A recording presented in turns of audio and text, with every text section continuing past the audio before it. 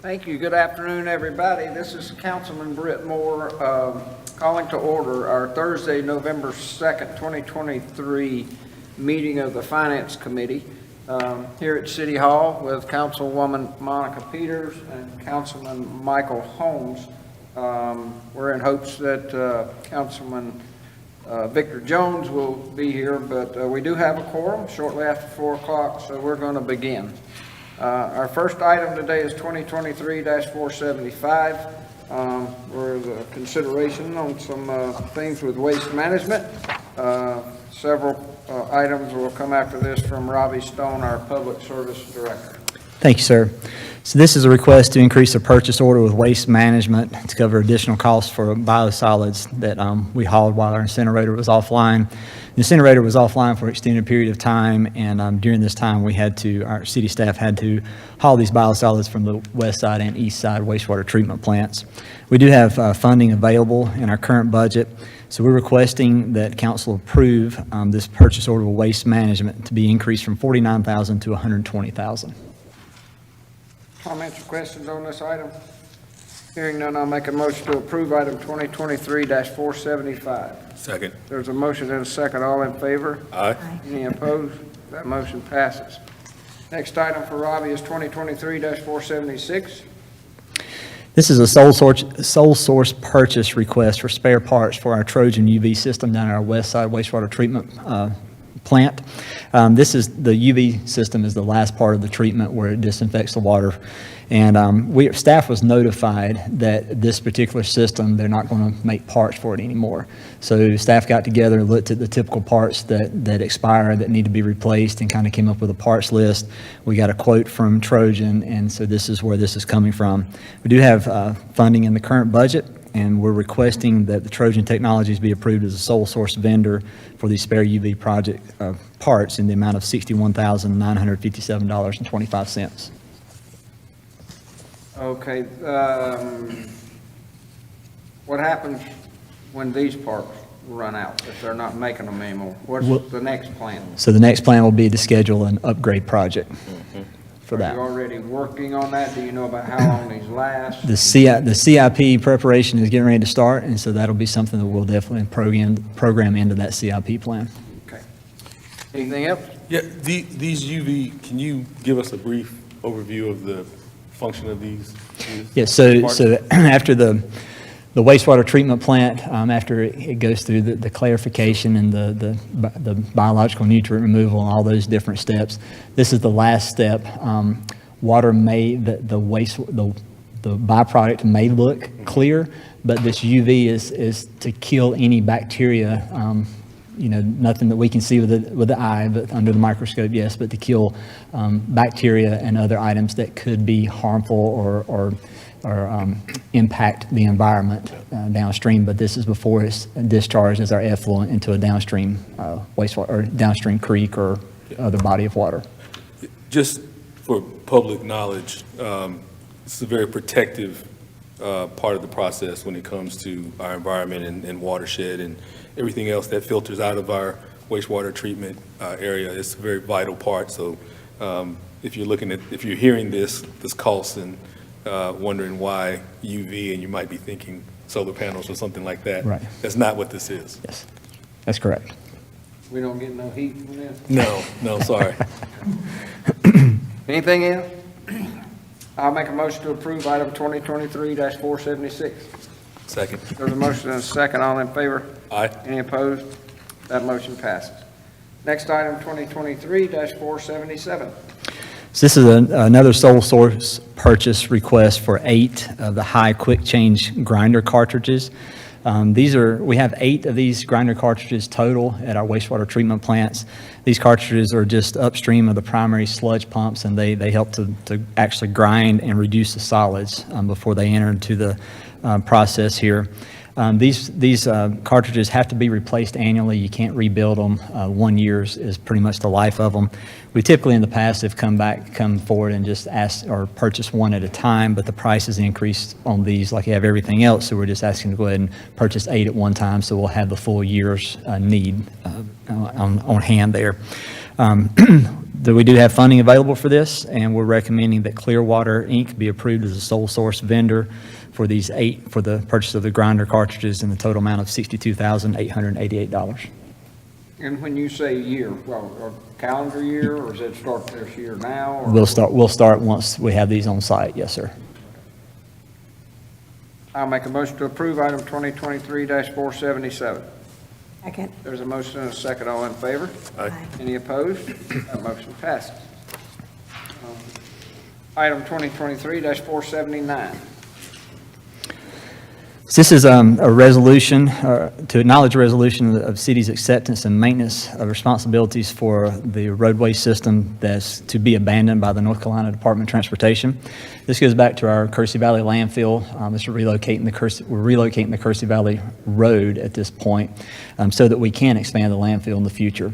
So this is a resolution so that we can take over that portion of roadway that does pass through the landfill there. It's about 0.42 miles. There's a map attached here. The state then will go back and they'll go through their process of relinquishing that roadway as well. Routine maintenance, for the budget impact, there will be routine maintenance costs to the road, but we anticipate those to be minimal. And one of the reasons is the new roadway is currently under construction, so we hope to have that up and open within the next year. But I said in here, we said 2 years maximum for those maintenance costs. Also during this time, even though it'll be minimal, we will be eligible for POW bill eligibility during that time for this portion of roadway. So we are recommending the adoption of this resolution and requesting abandonment of the portion of Kersey Valley Road. I'll make a motion to approve item 2023-479. Second. There's a motion and a second. All in favor? Aye. Any opposed? That motion passes. Next item is 2023-487. So this is to approve a change order number 2 for Harper General Contractors for the West Side Wastewater Treatment Plant sludge dewatering system. This change order is for additional work that was outside the original scope and original contract. Council approved this project back in March 26th of this year. The current contract amount is just over $6 million. This change order number 2 includes several items. Some of those are the processing piping modifications, remove and relocate an existing 6-inch sludge meter, remove and dispose of asbestos, refeed circuits, and then furnish and install a new 200-amp Eaton bucket. Funds for this project are available in this current budget, and we're recommending that council approve this change order number 2 in the amount of $250,357.01 and a 34-day extension. This will bring the new contract total amount to just $6,269,980.21 with an adjusted completion date to May 30th of 2024. Where did we find asbestos in this process? This is in the roof membrane. Any other comments? I'll make a motion to approve item 2023-487. Second. Motion and a second. All in favor? Aye. Any opposed? That motion passes. Next item is 2023-488. This is to approve change order number 4 to Baker Underground, Inc. For additional items that occurred outside the scope of the original contract for the Waterview Pump Station Force Main Extension Project. This project was approved by council back in May 2nd of 2022 to Baker Underground in the amount of almost $2.8 million. There were 3 previous change orders for this project. Change order number 4 includes additional costs associated with emergency replacement of 1,600 linear feet of the Waterview Force Main that was constructed back in 2005 and is in poor condition at this time. The section of force main to be replaced is in the 1500 block of Skeet Club Road, and it also includes 194 calendar days added to the contract. Funds for this project are currently available in this budget, and we are recommending that council approve change order number 4 to Baker in the amount of $734,220, along with the 194-day extension to the contract. This will make a new contract amount to be $4,149,283.81.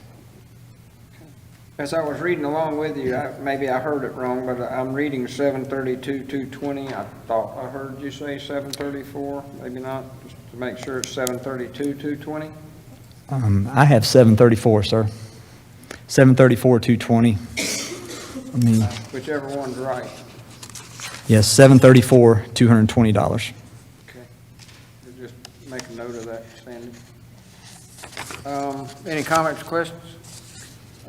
I'll make a motion to approve item 2023-488 and just beg that this be the last order number 4. Let it stop right there. Yes, sir. Is there a second? Second. Motion and a second. All in favor? Aye. Any opposed? That motion passes. Thank you, Robbie. Thank you. Next, we're going to hear from Electric Utilities Director Tyler Barrier on a few items. We're going to start with 2023-484. Good afternoon. The first item I have are for some commercial industrial style transformers. These are 112.5 kVA units, 5 units total being purchased at a unit cost of $25,839 a piece with a lead time of 32 weeks. These are not slated for a specific project. These are just warehouse stock. Comments on the inventory? I'll make a motion to approve item 2023-484. Second. There's a motion and a second. All in favor? Aye. Any opposed? That motion passes. Next is 2023-485. So the second item I have is for some electrical cable. This is 1-aught primary. I actually have a little piece here if you'd like to see it. It's, you probably all seen it before if you've been here, but, you know, just so you can see what you're buying here. But this is a commonly used underground primary wire. City is purchasing 40,000 linear feet of this product at $4.79 per foot. Let's see, did not mark the lead time here. I believe the lead time was a little bit shorter. First of next year, so a few months. There's no discussion. I'll make a motion to approve item 2023-485. Second. There's a motion and a second. All in favor? Aye. Any opposed? That motion passes. Thank you, sir. Thank you. Next item is 2023-490, and we'll hear from our Customer Service Director, Mr. Jeremy Coble. Good afternoon. Hello. This item is for the purchase of 7,000 5/8 water meters. The 5/8 water meter is what is used primarily at our residential customers. These will be used to replace older, failing, or malfunctioning meters to ensure accuracy in our billing. Funding is available in the 23-24 budget. Staff recommends the purchase of 7,000 5/8 low-profile meters from Badger Meter Incorporated for $838,880. How many total, these meters do we have total in operation? About 44,000. 44. All right. Any other comments, questions? I'll make a motion to approve item 2023-490. Second. There's a motion and a second. All in favor? Aye. Any opposed? That motion passes. Thank you. Where y'all going? Seriously.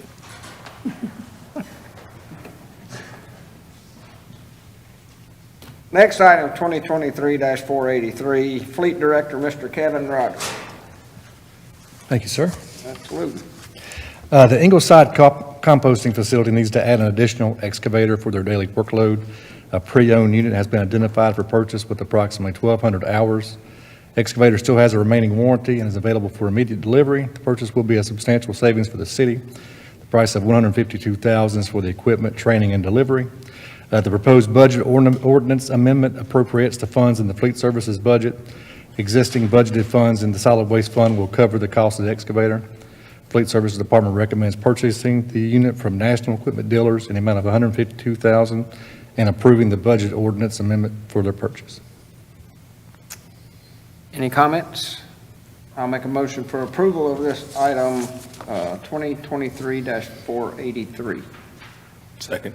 Motion and a second. All in favor? Aye. Any opposed? That motion passes. Next item, 2023-492. Yes, sir. Several departments in the city are currently using trucks that need replacing based on mileage and condition. These new Chevrolet 1500 trucks are like other trucks and meet their needs. The price of $44,470.90 is for the vehicle and equipment package, and DMV fees is $1334.13. The total cost for all three is $137,415.09. The estimated delivery is actually 30 days. The dealer had these units on pre-order, and we were able to take advantage of this and get a pretty quick turnaround, which is really nice for the current conditions. Funds are available in the 23-24 budget, and Fleet Services recommends purchasing the trucks from Capital Chevrolet in the amount of $137,415.09. I'll make a motion for approval of item 2023-492. Is there a second? Second. Motion and a second. All in favor? Aye. Any opposed? That motion passes. Thank you, Kevin. Thank you, sir. Next item, 2023-489. That doesn't look like Chief Stroud to me, but so come to the podium, please, and give us your name and address. We'll All right, Curtis Cheeks, Assistant Chief for the Police Department. We're requesting permission to purchase 30 sets of night vision goggles for our SWAT team. Not only they're used in tactical situations, but search and rescue as well. We've piecemealed this together for quite some time, but now we're at the point where we need to outfit our entire 30-man team with the option to be able to see in the dark. We will use equitable sharing funds to make this purchase. It meets the guidelines set. Our vendor has been identified. They are SAM registered, and they can receive equitable sharing funds. And the contract also includes a 10-year warranty and the mounts and everything else we need to use them. The total for that would be $251,632.20. make a motion for approval of item 2023-489. Second. There's a motion and a second. All in favor? Any opposed? That motion passes. Chief, thank you. Before you leave, I always want to take a chance, it's obviously campaign season. When we're out on the stump out and around, I'm hearing so many positive things about the work all of you are doing. So thank you very much. Good stuff, guys. Next item, 2023-480. Mr. Damon Duquesne will talk with us, Assistant City Manager. Thank you, Chairman. Good afternoon, members of the committee. This item before you is for the acquisition of a property located at 702 West Grimes Street. This is adjacent to the south of the property that the current city currently owns at 300 Oak Street. Staff feels that this will give the city an opportunity to enhance that entire campus area. Property is about 1.37 acres. Purchase price is $215,000. Staff is requesting the purchase of the property and to authorize the appropriate city staff to execute all associated documents. I'll make a motion for approval if there's no questions on item 2023-480. Second. There's a motion and a second. All in favor? Aye. Any opposed? That motion passes. Next item from Damon is 2023-481. Yes, sir, Chairman. This item is related to a professional services contract with Creech and Associates related to the shared use kitchen. A quick reminder, in 2018, the city received a technical assistance grant from the U.S. Economic Development Administration. And there was a study that was done that indicated that High Point was an excellent location for this type of facility. The city's also received $2 million in congressional awards from the U.S. SBA, and the city has allocated, on its own $2 million towards this from ARPA dollars as well. So City Council is requested to approve a task order to the on-call master agreement with Creech and Associates.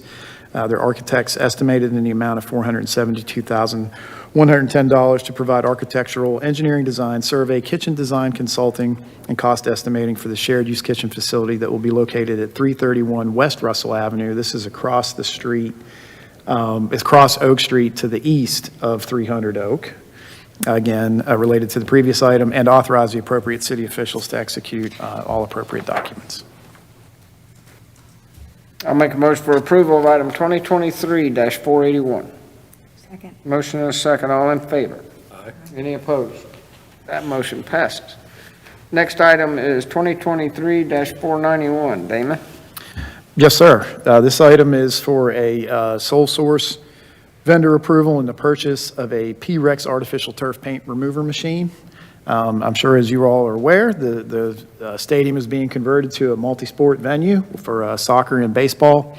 In order to convert the fields rapidly from baseball striping to soccer and vice versa, we need the ability to quickly remove that painting from the striped field. The P-Rex artificial turf paint remover is a patented innovative design and can be done by one person, which is incredibly efficient. So based on that, staff recommends that Pioneer Athletics, who supplies the device, be approved as sole source vendor for the purchase of the machine for $50,702.28. I'll make a motion to approve item 2023-491. Second. There's a motion and a second. All in favor? Aye. Any opposed? You gonna get trained to run it, Damon? Yes, sir, I think that's going to be assigned to me as Is that- a is that collateral good? duty, yes, You sir. wanna catch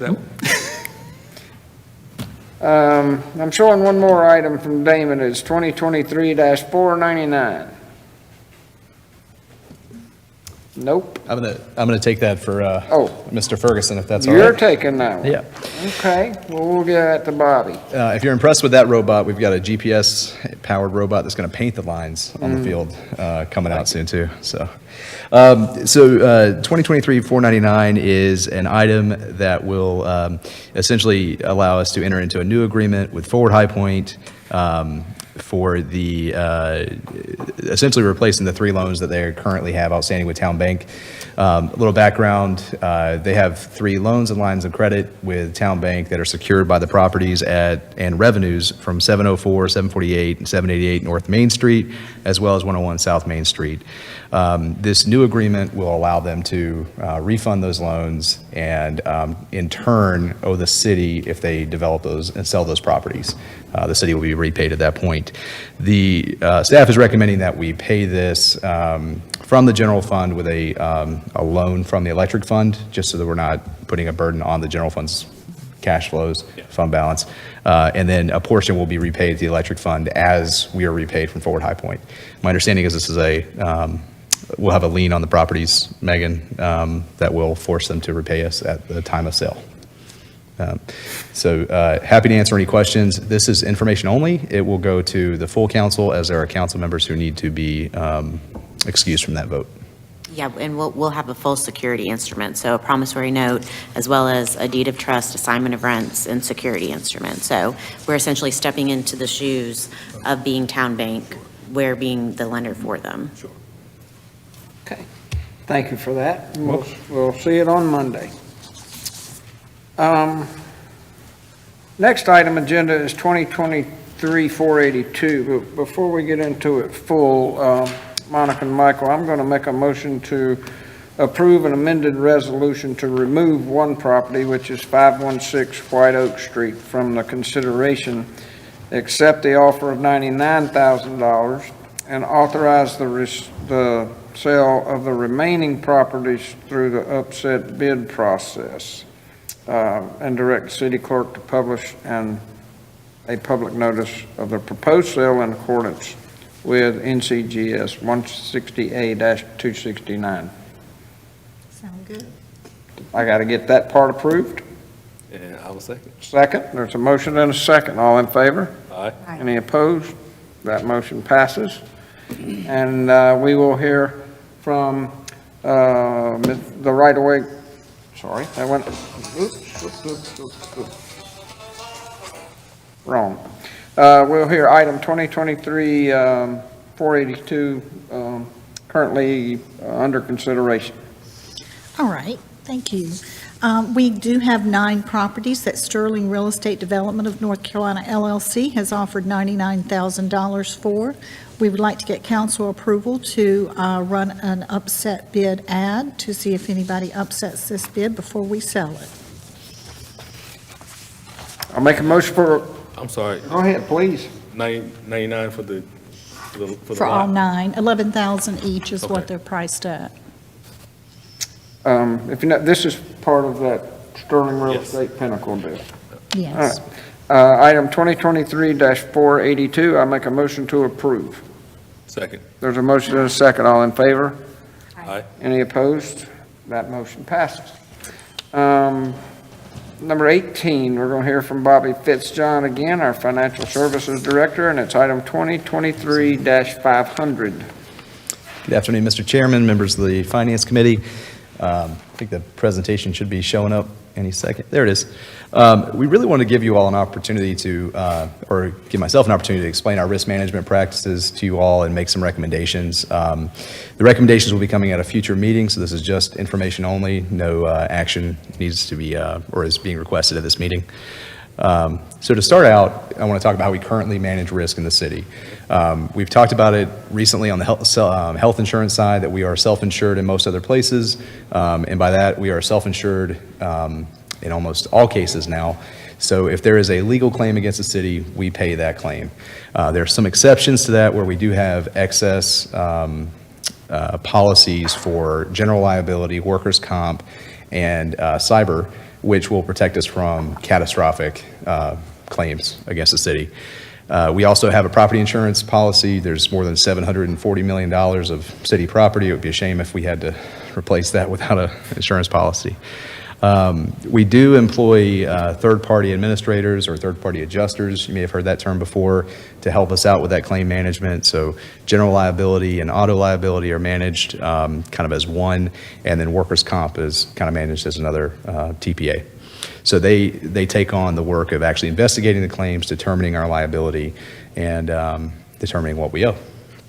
We also utilize the Guilford City County Insurance Advisory Committee, which you all may be familiar with. You appoint members to that board, and then their staff help us with recommendation on insurance policies, the appropriate level of coverage, and a few more services. So the key point to highlight here is that our risk management program is very decentralized. We have human resources has a component.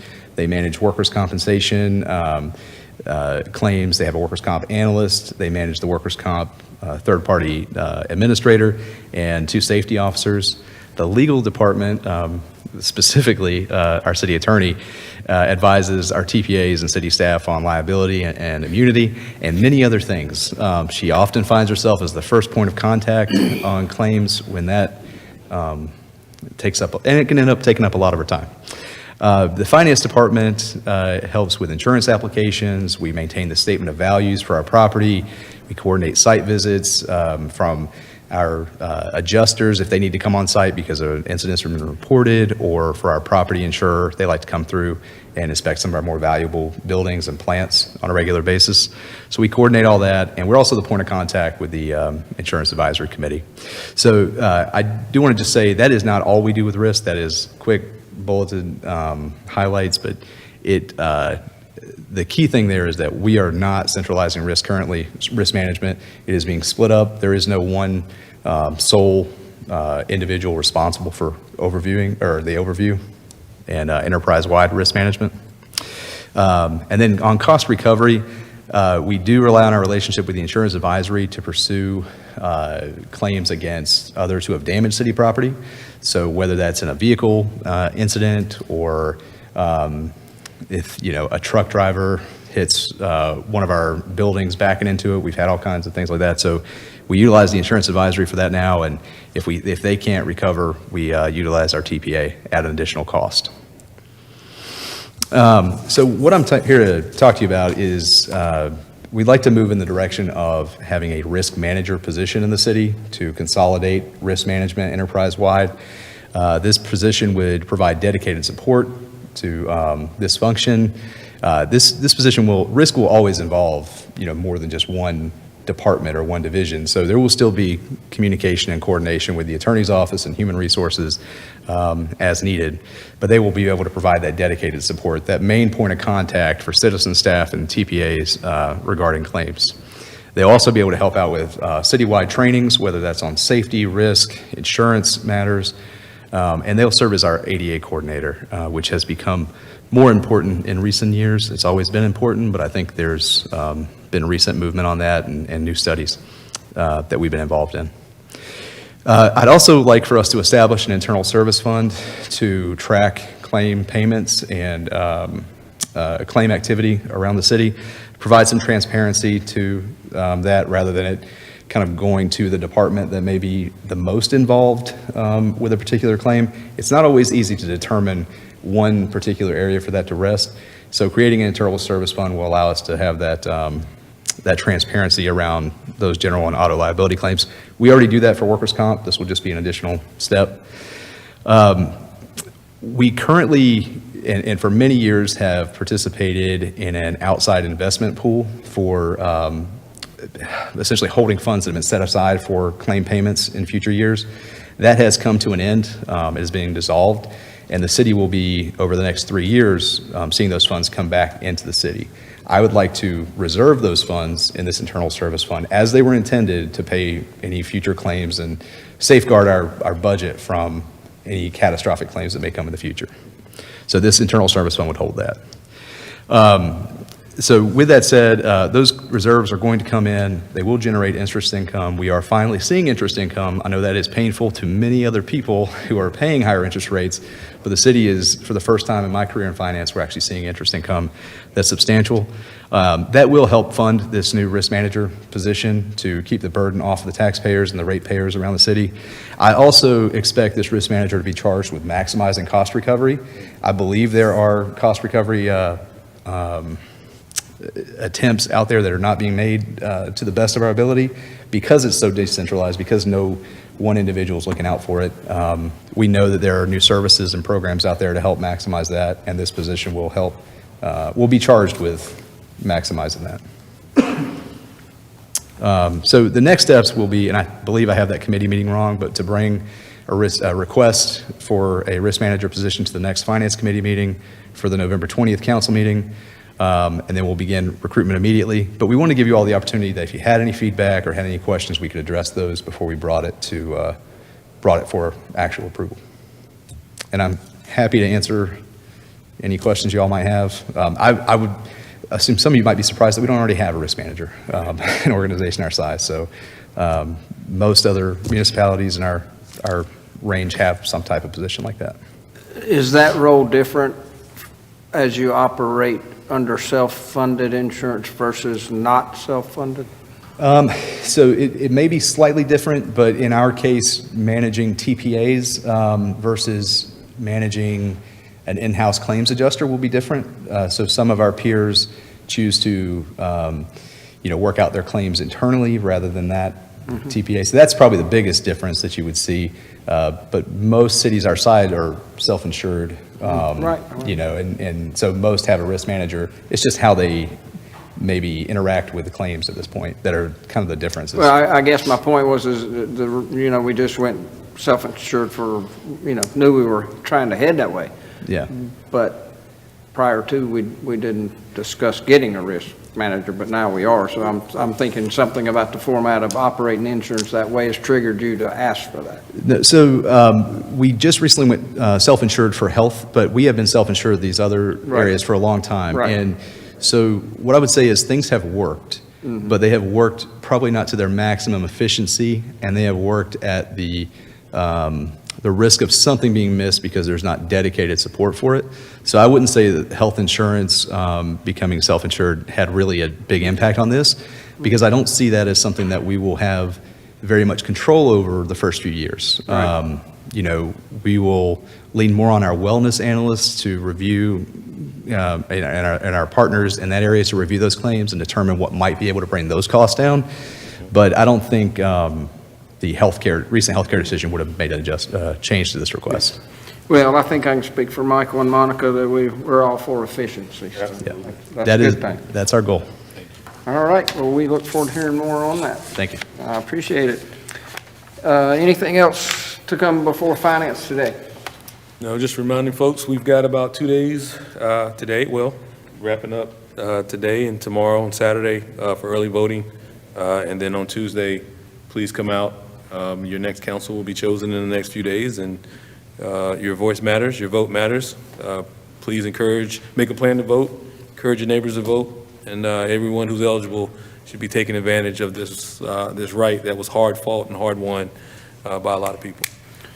I agree, Michael, and we won't tell anybody who to vote for, but if you need any recommendations, I'm sure we'll be glad to talk to you. Yeah.